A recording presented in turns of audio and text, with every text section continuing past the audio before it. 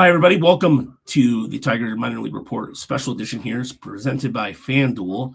I'm Rogelio. Alongside me is Chris Brown, and we are talking about the 2026 International Draft Signing Class. And part of my voice out there, folks, the Influenza A finally caught up to the Castillo household.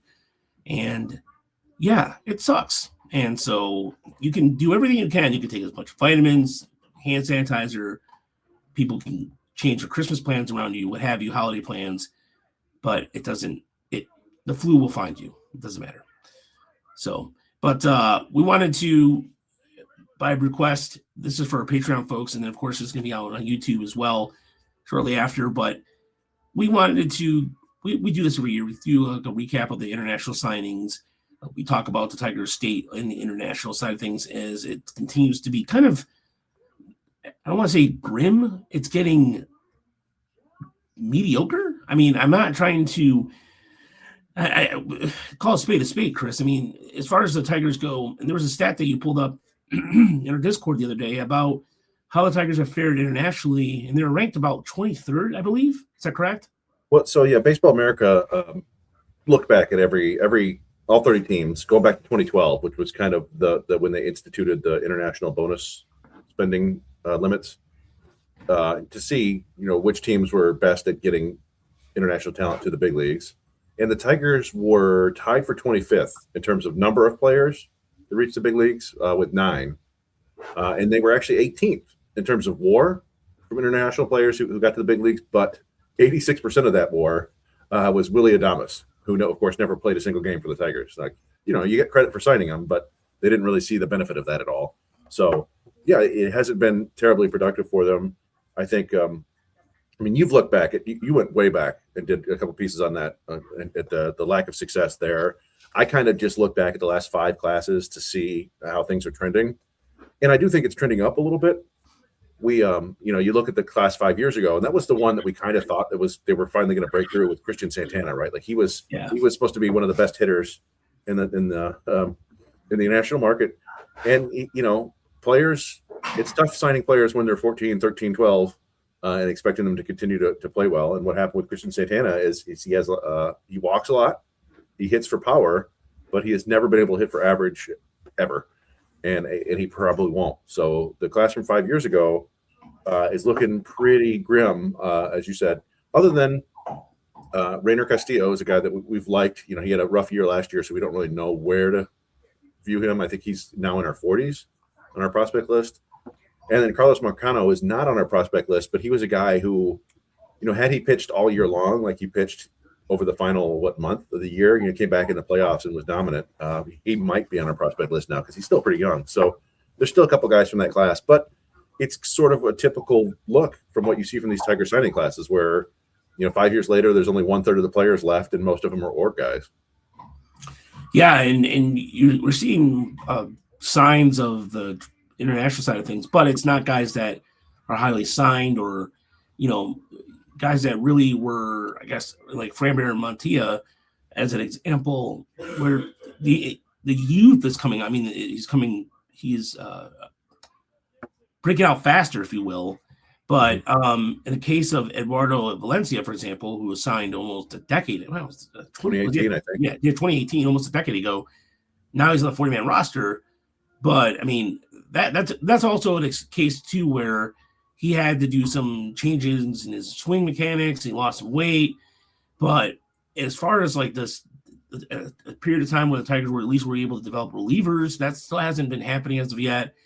And that on the pitching side of things too, that's slowed down immensely.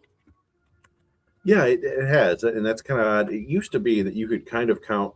I guess we see a little bit, but it used to be you could kind of count on the Tigers just about every other year or more having a hard-throwing reliever coming out of the international market. Think of, Bruce Rondon, who else? Who was before him? You can think of, Villarreal and Lester Oliveros and Jose Ortega and who's the Angel or the Angel De La Rosa, was it? No. I know who you're talking about. Figueroa. Alfredo Figueroa. Okay. Yeah. and they haven't had that. Gregory Soto was kind of the last of those. But Moises Rodriguez is maybe that next guy. We'll see. He got up to high A this year. But yeah, I don't know. Like, just looking back at the last 4 classes, and part of this is a lot of these guys haven't gotten to the upper minors yet and have really been challenged. But 4 years ago, you got Josue Briseño and Fremir Bermontilla in that class, and that's about as good as a class, at least right now, that they've had in the last 15 years or so. Briseño is the highest ranked international prospect I think they've ever had in terms of like where he is on prospect lists now.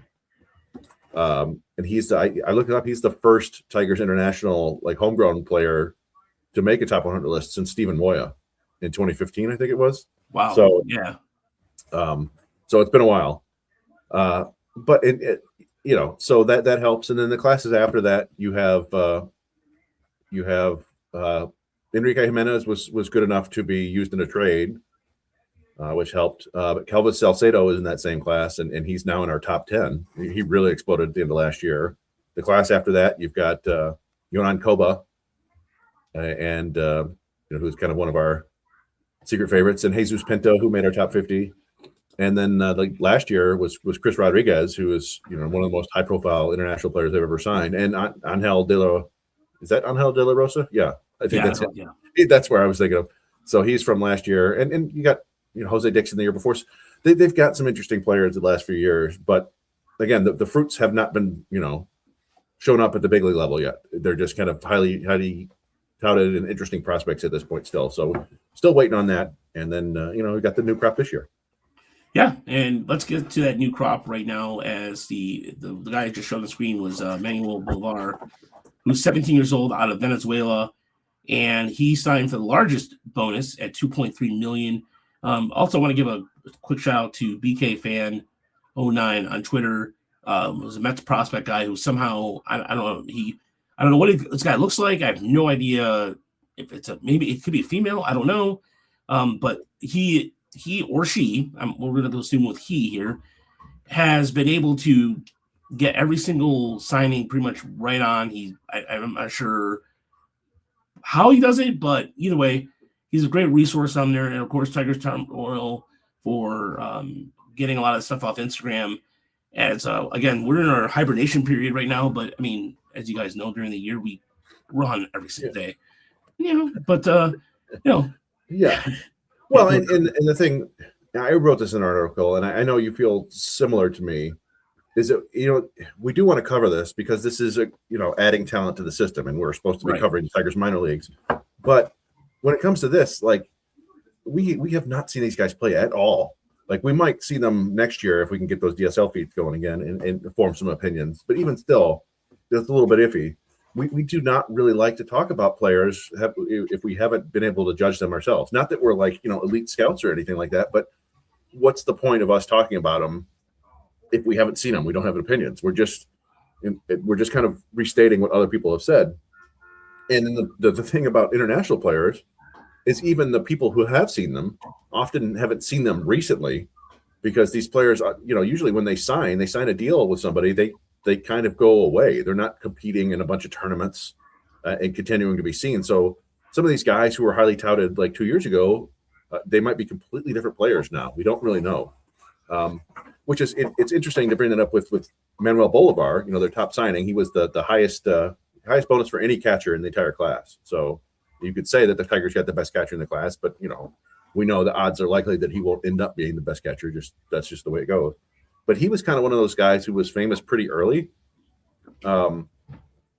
like 4 years ago for performing in international tournaments.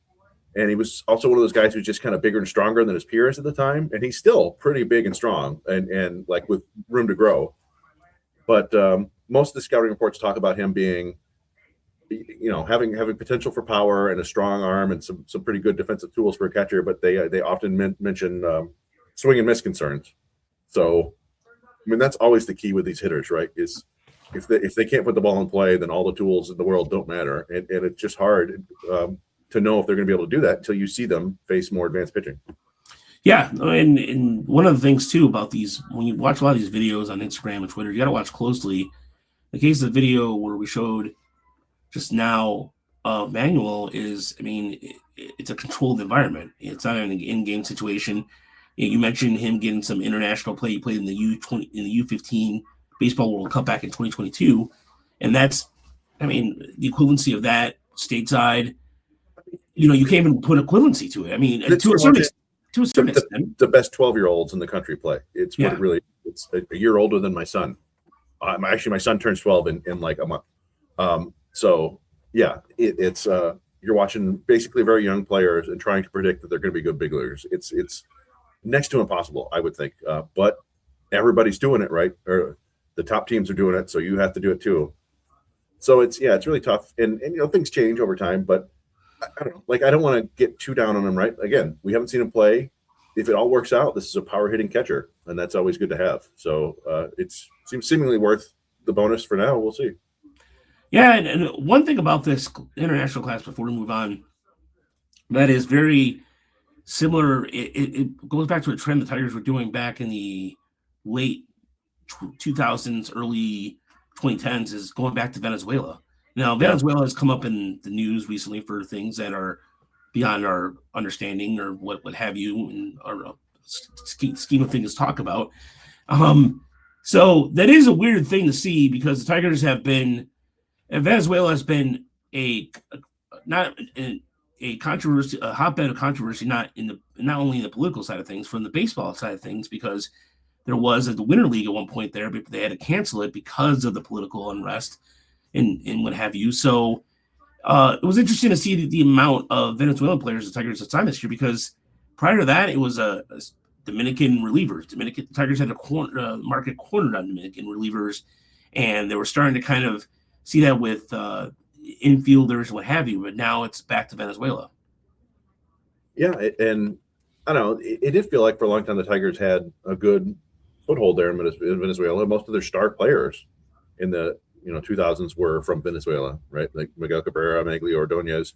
So you always feel like you should have an upper hand there, but I don't really know if it matters anymore. I think a lot of these Venezuelan players are not in Venezuela anymore. Like they get moved to the Dominican Republic, I think, pretty early, and are playing there a lot.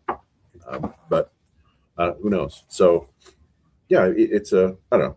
It's a good start to the class, right? Like we talk about the time, like about their draft process, about they want to stay up the middle, and they kind of do that for the most part in the international market too. Yeah, and that's the case with the next player, and Oscar Tieno, 6'1", just about to turn 17.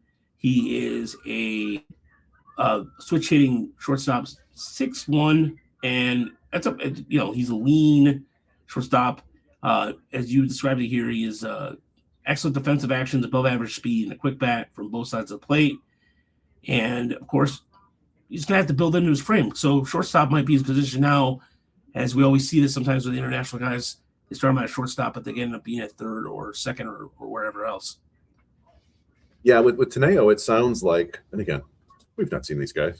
I don't know. It sounds like to me that he's one of those guys who's looks like a really good defender. Like, he should be able to stick at shortstop. Like, you never know. He might gain 45 pounds, but he sounds like a guy who will probably gain 20, 30 pounds. And at that point, with his bat speed, he might be able to impact the ball pretty well, get the solid power numbers. And generally speaking, like when you look at these classes, I get more excited about the shortstop types, these middle infielders, just because they have more places to go.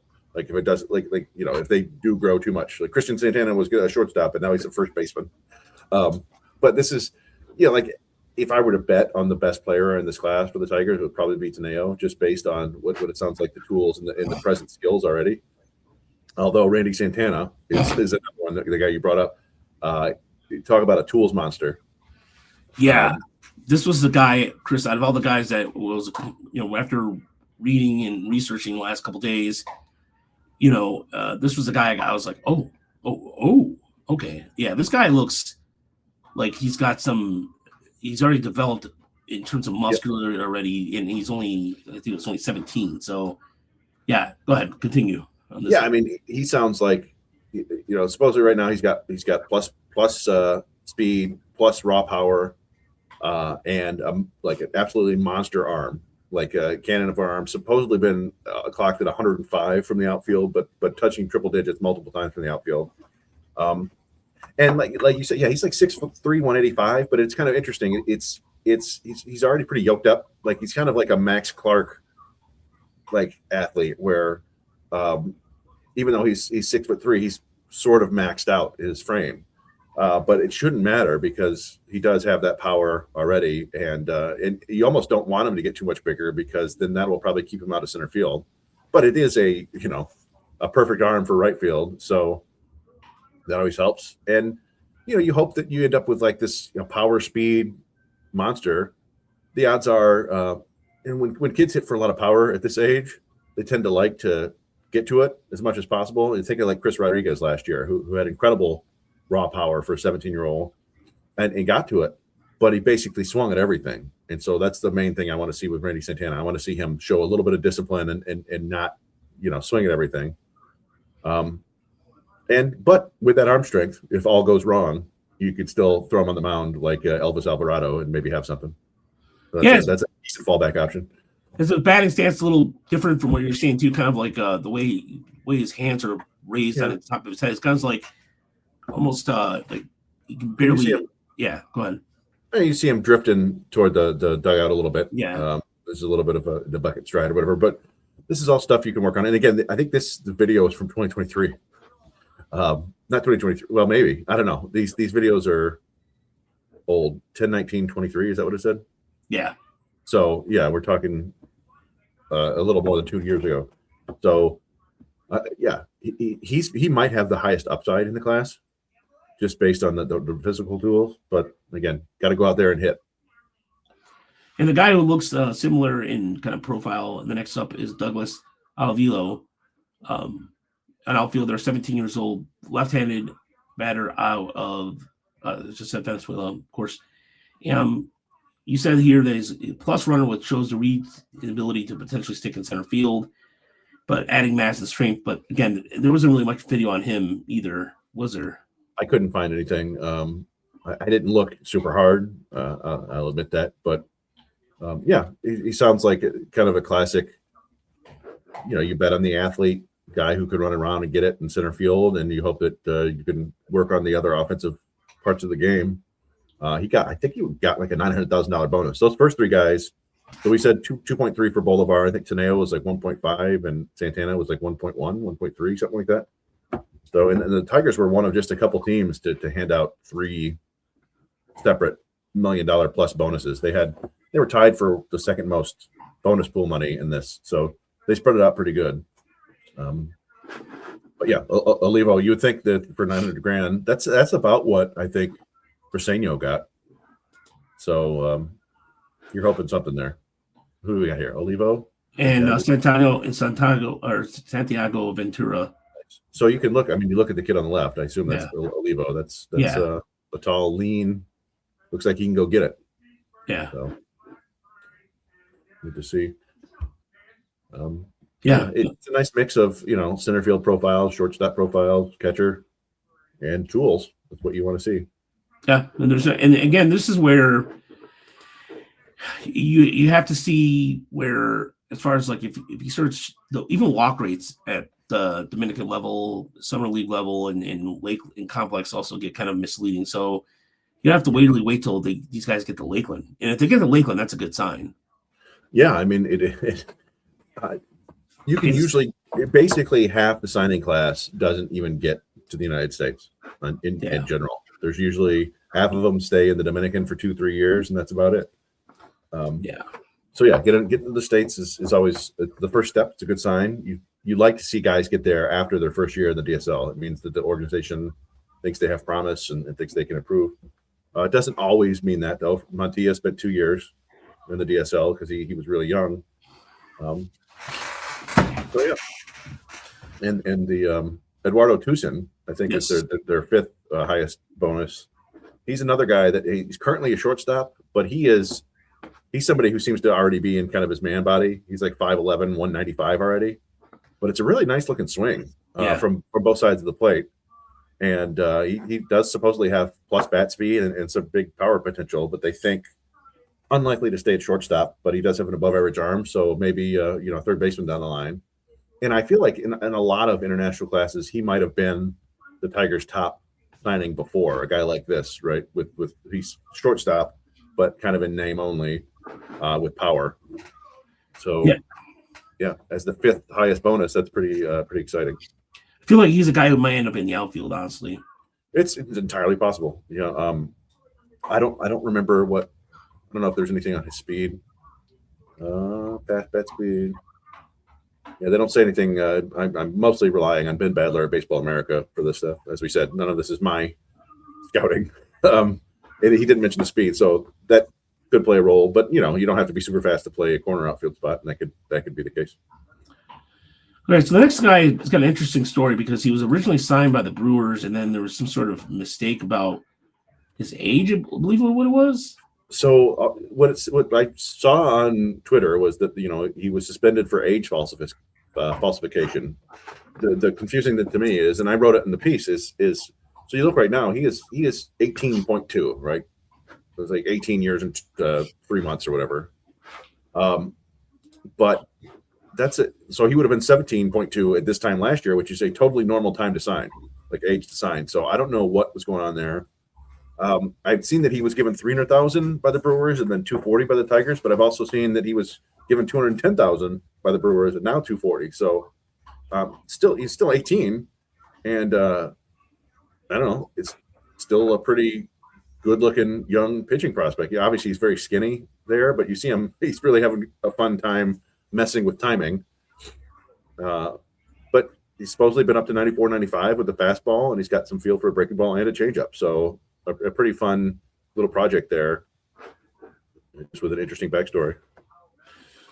Yeah, hopefully he doesn't get called for bulks at all or anything. Well, they may try to, get a little bit of that out of him. But,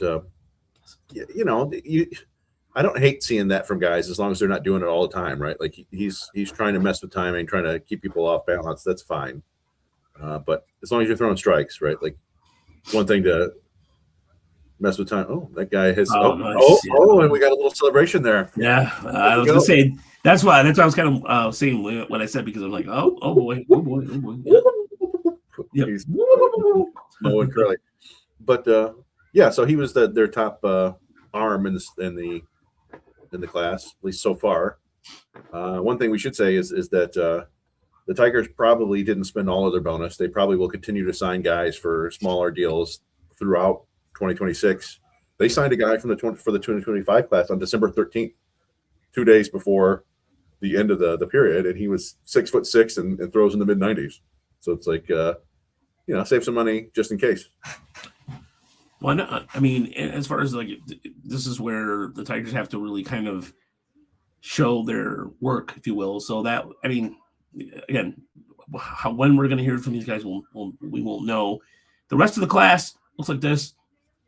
Johan Coronel out of Venezuela, Steve Gutierrez out of Venezuela, another shortstop in Edwire Martinez out of Venezuela, right-handed pitcher out of Colombia, which the Tigers don't really go into Colombia too much.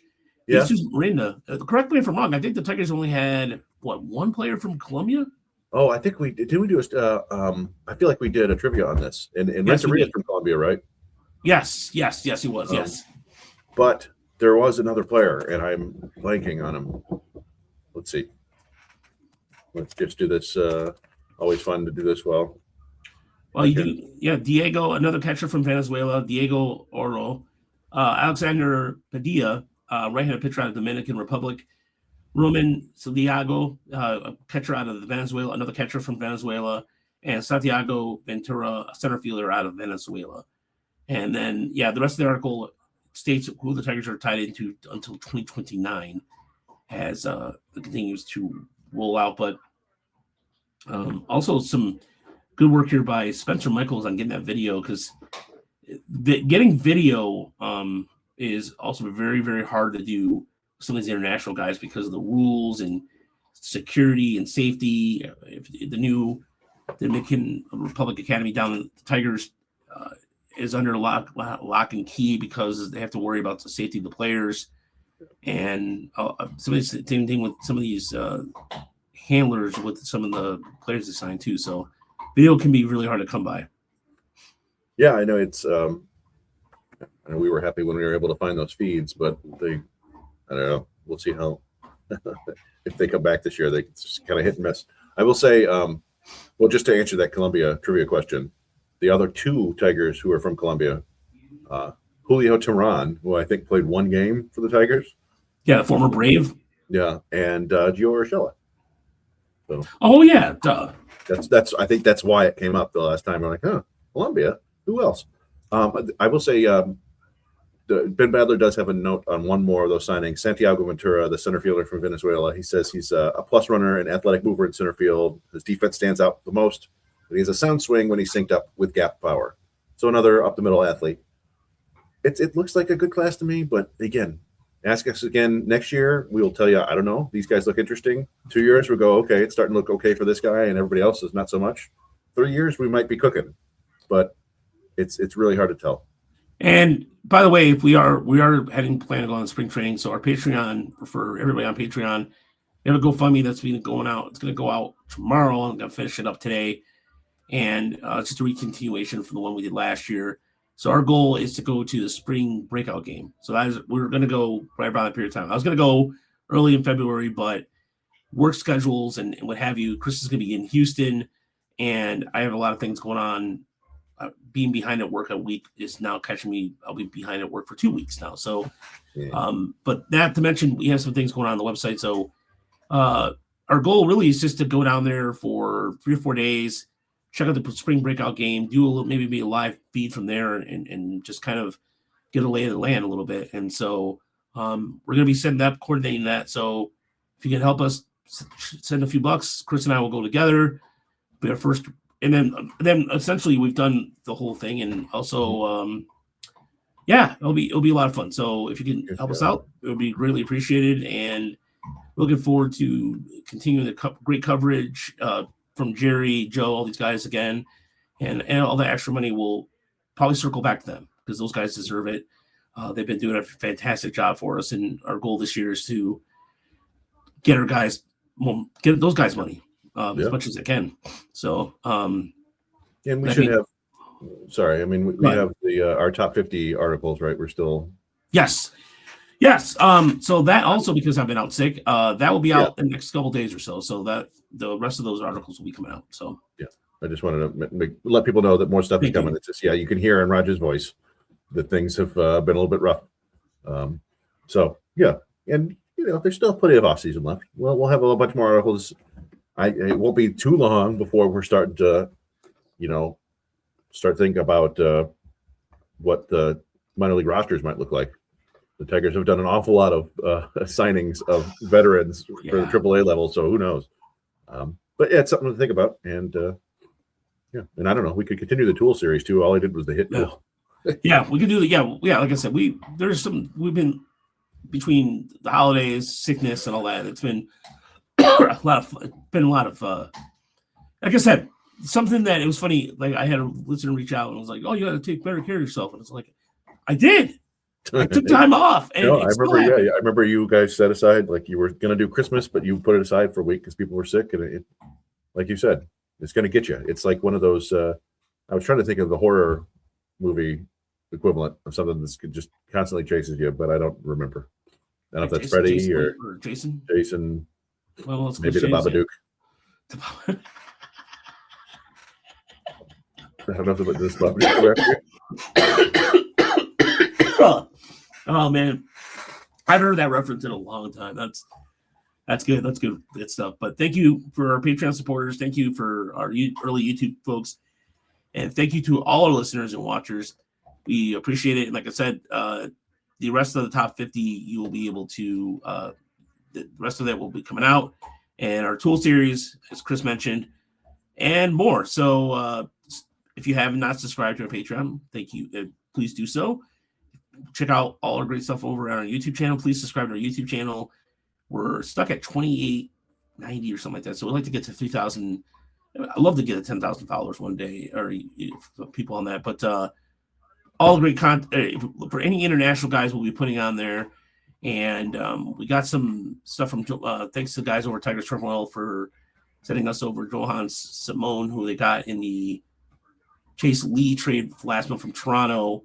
And as far as the big league club goes, look, folks, I know you're frustrated about if anything happens with the arbitration stuff, we'll keep you posted. I know there's a lot of frustrated fans right now wishing the Tigers did more, but at the same time, I don't know what to tell you. I mean, Bless You Boys did a really good breakdown on Twitter of how much revenue potentially they made based on the Forbes article. And I think Tigers have done a lot to address the pitching, which I believe we were thinking they were going to do, but there's the lack of not getting a veteran hitter, everybody feeling like sometimes you have to step away from social media because the whole vibe is the Tigers are this terrible organization and don't care and they don't win. Meanwhile, they've done 2 straight postseason appearances. And again, you have every right to be frustrated. They have a lot of players within that they've been able to develop, and it feels like that's been lost in the last couple of weeks or so, Chris. And it's kind of, I don't know, it's a negative vibe. And I'm not saying negative vibes are bad or not warranted. I get it, but I mean, come on, folks. I mean, what are we doing here? It's what do you want under your fandom? I guess do you is it your identity, and do you need to win championships for you to really feel like it matters, or is it just something you like to do because it's entertainment? I don't know.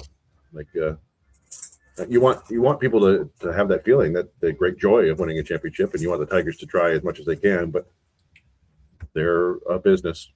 It's a little bit odd. It's like, rooting for Toys R Us to make it. Like, that's the best place for toys. And then, they lose to TJ Maxx or something. I don't know, whatever. It's not a great analogy, but basically it's a business. So that's, I know for a lot of us, it's more like your religion because you've grown up with it and you get it from your family and stuff like that. But they're going to operate like a business. And sometimes you just got to treat it like that and go, all right, well, we'll see what they can do. Yeah, and we'll also keep an eye on the TV deal, whether they renew FanDuel or not, and we'll see how that all unfolds. So we'll keep you posted on everything. Thank you so much for listening to Tigers Minor Report presented by FanDuel. I'm Rahelio, alongside me is Chris. We'll talk to you soon. Have a good night.